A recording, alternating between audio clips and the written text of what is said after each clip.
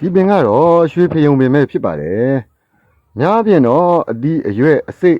အပွင့်စတာတွေကိုဆေးဘက်အဖြစ်အသုံးပြုလို့ရနိုင်ပါတယ်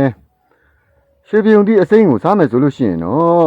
အနှဲငယ်ချုပ်စီတတ်ပါတယ်။အေးတဲ့သဘောရှိပါတယ်။တွေးရှံဖြစ်ချင်းတွေကိုတက်တာပြောက်ကင်းစေတတ်ပါတယ်။ကြည်ကြက်ခဲတဲ့သဘောရှိပါတယ်။အမဲ့ကတော့ရှာနဲ့သိနိုင်ခဲ့တဲ့အရာသာဖြစ်တဲ့ခါတဲ့အရာသာနဲ့ငါပြအရာသာပါရှိပါတယ်။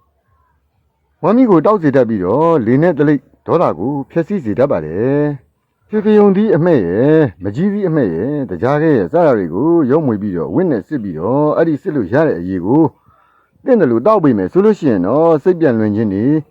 ခေါင်းကိုက်ခြင်းနဲ့အုံနောက်ချောက်တဲ့ယောဂတွေကိုတက်တာပျောက်ကင်းစေတတ်ပါတယ်။ရွှေဖယုံသီးအခွန်ချောက်ကိုမှုန်းပြပြီးတော့စားပေးမယ်ဆိုလို့ရှိရင်တော့ပြည်သူလာယောဂနဲ့တွေးပါခြင်းတွေကိုတက်တာပျောက်ကင်းစေပြီးတော့ဥအတွင်းကနေတွေးရစီးခြင်းတွေဆိုလို့ရှိရင်လည်းတက်တာပျောက်ကင်းစေတတ်ပါတယ်။ရွှေဖယုံစေးကိုအသုံးပြုခြင်းဖြင့်စီလန်းချောင်းကယောဂတွေနဲ့ခြားခြားလဲအောင်မူးရတဲ့ယောဂတွေကိုတက်တာပျောက်ကင်းစေတတ်ပါတယ်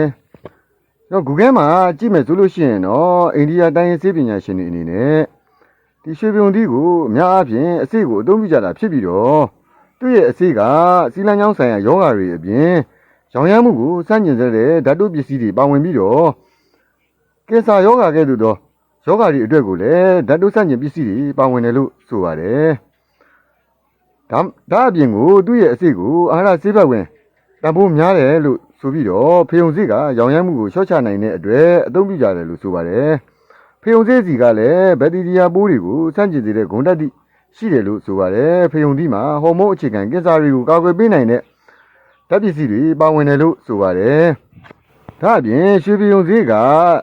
သွေးဖီယာတွေကိုလျှော့ချနိုင်တဲ့တတ္တိရှိတယ်လို့ဆိုပါတယ်။ရွှေဖယုံသီးကိုလိမ့်ချင်းဖြင့်ဒဏ်ရာကိုကုသတဲ့နေရာမှာလည်းထောက်အကူဖြစ်စေတယ်ဆိုပြီးတော့အသုံးပြုကြတာဖြစ်ပါတယ်။ရွှေဖယုံသီးကိုစီလန်းချောင်းဆိုင်ရာယောဂတွေကုသရန်အတွက်ဒါမှမဟုတ်လို့ရှိရင်တော့စီးရိမ်မတက်မတာဖြစ်ခြင်းကိုကုသရန်အတွက်အသုံးပြုကြတယ်လို့ဆိုပါတယ်။ဒါအပြင်ရွှေဖယုံသီးကိုတော့အသိအောင်တော်ဖြစ်ခြင်းနဲ့သွေးကြောချင်းယောဂတွေကုသရမှာအသုံးပြုတယ်လို့ဆိုကြပါတယ်။